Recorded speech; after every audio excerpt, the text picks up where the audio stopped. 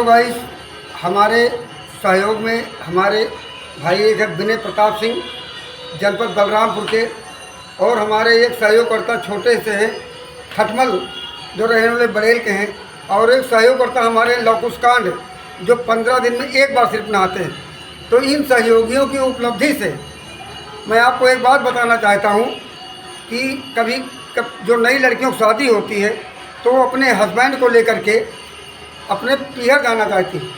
जब वो पीहर जाती हैं तो वहाँ के जो कुछ अपने को बहुत होशियार समझते हैं तो उस व्यक्ति से इतना मज़ा लेना चाहते हैं कि देखें इसमें कितनी बुद्धि है, उसकी बुद्धि का परीक्षण लेना चालू कर देते हैं। तो ठंडी का मौसम था और आग जल रही थी, तो जो ज़्यादा उसमें तेज़ था उसके पिताजी भी खड़े थे, और जो जिसका दामाद गया था उसका ससुर भी खड़ा था, उसकी सास भी खड़ी थी, उसकी औरत भी खड़ी थी, साली भी खड़ी थी। तो ठंडी के मौसम में कहने लगे कि क्या कर रहे हो भैया, और बताइए कैसे क्या हाल चाल है। वो बेचारा थोड़े कपड़े पुअर पहना था, तो जाके नीचे बैठ के तापने लगा।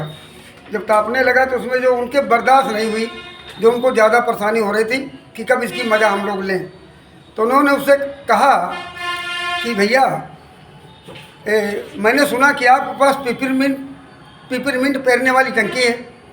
तो उसने कहा भैया है तो, लेकिन इसी गांव 20 साल पुरानी ले गए थे, ले पेर लो, मनो वापस करना, मनो रख लेना। तो जो कह रहा था उसके पिताजी नकुना सिकोड़ के मुंह पीछे कर लिए। उसके बाद में फिर लड़के ने कहा कि भैया एक समस्या, एक बात ही बताओ, कल तुम्हारे गांव में हल्ला क्या हो रहा था? कहीं शेर आया था, कहीं तो क्या हुआ, बहुत लोग डंडा लेके घूम रहे थे, तो कहीं मारे नहीं आप? कहीं कैसे मारते, कोई उपाय बताओ। तो जिसको निर्बुद्धि समझ रहे थे उसने बताया कि देखिए, आप रात में गाय की खाल पहन के घूमें बंदूक लेकर के, जैसे शेर देखें तुरंत मार दें, सबसे इससे अच्छा उपाय कोई नहीं। तो उन्होंने कहा कि गाय की खाल कहाँ मिलेगी? वो सोचे पढ़ा लिखा तो होगा नहीं, उल्टा सीधा बात बताए गए। उसने कहा कि देखिए मैं आपको गाय की खाल दिलवा दे रहा हूँ।